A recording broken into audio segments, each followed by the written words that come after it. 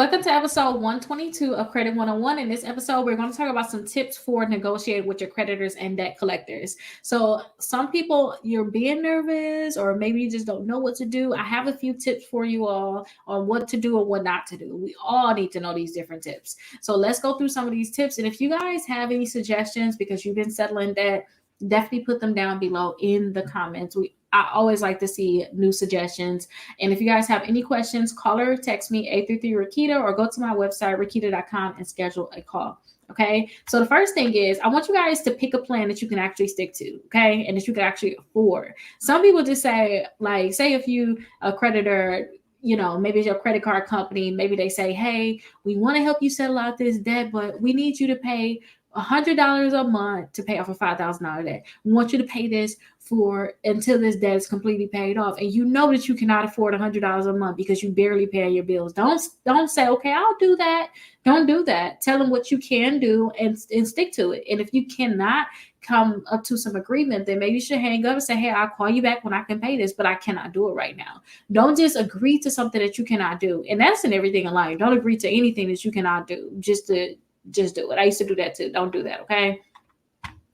And make sure you guys ask for more than they are actually offering. So say if you were to have a collector say, hey, we go ahead and settle this debt for $200. Don't just say, okay, let's do $200. I'll say, no, is it a way that we can do $100? Is it a way you can do $110? I can't actually afford that. What you're saying, I'm so sorry, I cannot do it. You know, don't just say, okay, we're going to go ahead and do that.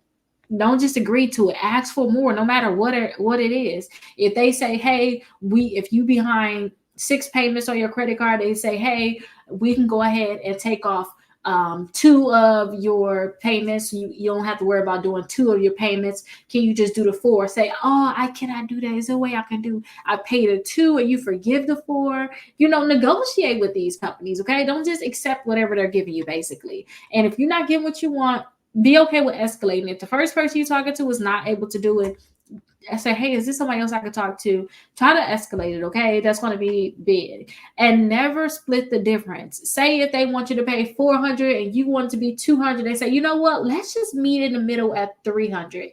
Don't meet at that $300. That right there, that $300 is going to be your new minimum. I mean, your new maximum. So they say, okay, let's meet in the middle. Okay, $300 is a maximum.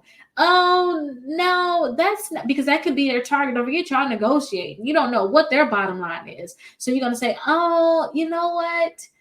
Can we do actually $250? You know, you meet in the middle again. Okay. So just keep that in mind. Try to negotiate even lower. Whatever they're saying. So they're saying, hey, I wanted $400, but I'll meet you at $300. No. Meet me again. Let's split that in half again. Let's meet at the $250. And you don't have to say it out loud. Meet at the $250. Say, oh, I really wanted $200. I think the most I can possibly do is like $250. You know, this is our lives we're talking about. So continue to try to negotiate. And again, do not be intimidated.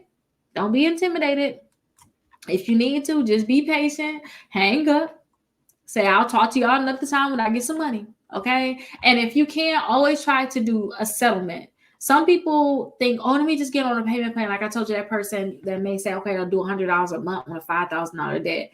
So, you know what? I cannot do that. Is it a way that I could pay you $1,000 and I could just get rid of this $5,000 debt completely? Can I pay $2,000, $2,500? Because now you're splitting that debt in half, if not even more. And you don't have to worry about it at all. I always like to do lump sums if I can help it. I don't want to get on a payment plan. Because what if I mess up with my payment plan and now we already re-aged your debt, which means you can sue me and get the full amount? No. Let me go ahead and settle this debt with you and try to see if you can get a very, very, very low settlement amount. Okay. And that's going to be big. And then ask them to remove your interest, or if you have any late payments, ask them to actually eliminate these late payments. I was just doing some research on a Fresh Start program with the student loans. I want to make a video about this, but they're eliminating like those late payments, and it's not a long time that you have to wait. So I'm definitely going to make a video on that, but you definitely want to ask for it, no matter if it's a credit card company or whoever it is. Ask them, can they reduce their interest, or ask them, can they eliminate those late payments? And don't be scared when they threaten to report to the credit bureaus. A lot of debt collectors when they see that letter in the mail and they're saying, hey, we got a debt for you. If you don't respond in 30 days, we're going to report you to the credit bureaus. Don't get scared. Send a validation of debt letter and go from there. You can negotiate even after that point. But don't get scared. Don't freeze. That's the biggest thing. That's my thing in life, because I used to freeze with certain situations. My thing is, let me not freeze. Let me keep going and doing some type of action, because that's huge. So don't freeze. Don't get scared. Okay.